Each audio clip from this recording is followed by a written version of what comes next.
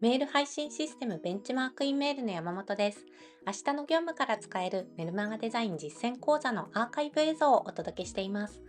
この動画は第6章効果測定編ということで、PDCA を回す上で大切なメルマガデザインの効果測定についてお話しします。それではどうぞご覧ください。メルマガの効果測定に使われる代表的な指標はこちらの4つです。開封率、クリック率、配信停止率、エラー率。これらの指標のうちデザインの効果が現れやすいのはどの指標でしょうか？えなお、コンバージョン率は、購入や来店など、配信者が独自に決めた目標に至った読者の割合のことなのですが、何を目標に設定するのか、どうやって効果測定を行うかは、個別の差が大きく、ちょっと深い話になってしまうので、本日のセミナーでは触れません。それぞれこの4つの指標が影響を受けやすい要素はこちらです。デザインの効果が最も現れやすいのはクリック率なんですね。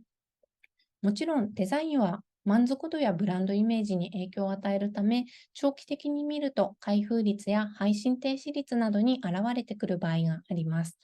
しかし、メール1通単位で効果測定を行ったり、数字が変化した時の原因を突き止めやすいという観点で言うと、デザインの効果はクリック率、または本日はご紹介しませんが、購入金額などのコンバージョン率で見るのが一番わかりやすいです。メルマガデザインの効果をクリック率で検証するときにおすすめな機能が、ベンチマークイメールには2つございます。1つ目は2つの案を比べられる AB テスト機能で、2つ目はリンクごとのクリック比率を分析できるクリックマップ機能です。これらの機能を使って検証する方法をお伝えします。メルマガデザインの効果検証を行うときに一番困るのが、クリック率はコンテンツの影響も大きく受けるということです。例えば、こちらの2つのメール、左のメールの方がクリック率が良かったとします。しかし、そもそも掲載しているコンテンツが異なる違う号のメールの場合、デザインのおかげだったのか、コンテンツのおかげだったのかがよくわかりません。そこで使ってほしいのが AB テスト機能です。AB テストを使うとクリック率に貢献するデザインが検証できます。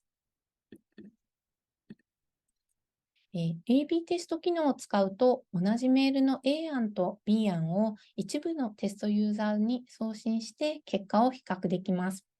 この時、検証したい要素以外は条件を揃えて比較を行うのがポイントです。例えば、この画像のようにボタンの色を検証したいときには、コンテンツやサムネイル画像は同じにして AB テストをします。逆にサムネイル画像を検証したいというときは、この画像のようにその他のデザイン要素は揃えて、サムネイル画像だけを変えてテストを行います。もし左のメールの方がクリック率が良ければ、左のサムネイル画像の方が読者のクリックを誘発しやすいということがわかります。今後のサムネイル選びの参考になりそうなデータが手に入りますね。次にお勧めするのがクリックマップ機能です。クリックマップ機能では、メール内のどこがクリックされたのかを画像で確認できます。それによって、クリックが起きやすい場所を知ることができますし、効果が狙い通りに出ているかをチェックすることもできます。こちらのクリックマップはですね、レポートのメニューのクリック分析というメニューを選ぶと見ることができます。クリックマップ機能はメールで発生した、クリック数のうち、そのリンクが占めたパーセンテージが表示されます。例えば、このメールの総クリック数が200回だとします。上の画像は10%と表示されておりますが、これは画像リンクが200回中20回クリックされたことを表しています。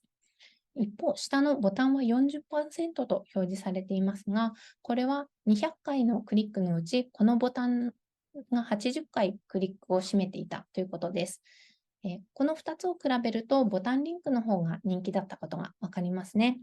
これがクリックマップ機能です。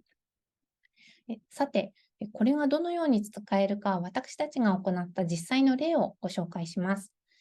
このメールでは、冒頭に置いた画像の CTA よりも、スクロールしたところにあるボタンが多くクリックされています。一般的に冒頭にある CTA の方がクリック数は増えやすいので意外な結果でした。そこでもしかすると当社のメルマガの場合は画像 CTA はクリックされにくいのではないかと思いまして、次のメールでは冒頭の CTA をボタンにしてみました。すると、パーセンテージが上昇して、中間の CTA と同じ程度のクリックを冒頭の CTA も集めるようになりました。当社のセミナーはなるべく気軽にお申し込みいただきたいので、冒頭でクリックしやすい構成はいいことだと判断しまして、以降は冒頭の CTA はボタンにしています。当社のイベントレターはなかなか長いので、メールが最後まで読まれているのかということも気になり、メルマガ全体でクリック比率を比べてみたところ、このような結果になりました。メルマガの最後の方のボタンも11%と一定数クリックされていて、最後まで読んでから参加するか決めるという方もいるんだということが分かりました。さて、冒頭と中間の CTA のクリック比率はその後も比較を続けております。その回によって若干の差はあれど、2つともたくさんクリックされています。この形式のレターを送るときは、この2つの CTA は重要で、どちらも外せないという結論になっております。また、2つ目の CTA まで読んで参加するか判断する方が多くいるということですので、CTA の直前に置く文章は大切だということも感じました。このように様々なヒントを得ることができますので、ぜひ使ってみてください。ご覧いただきありがとうございました。全6章でお送りしましたが、このシリーズが少しでも皆様のマーケティング活動のお役に立ちましたら幸いです。ベンチマークイメールは他にも様々なテーマでメールマーケターの皆様のお役に立つ情報を発信しておりますので、チャンネルや関連動画も覗いていただけると嬉しいです。ベンチマークイメールを使ってみたいという方は、動画の概要欄より無料のトライアルアカウントをお試しください。それではまた別の動画でお会いしましょう。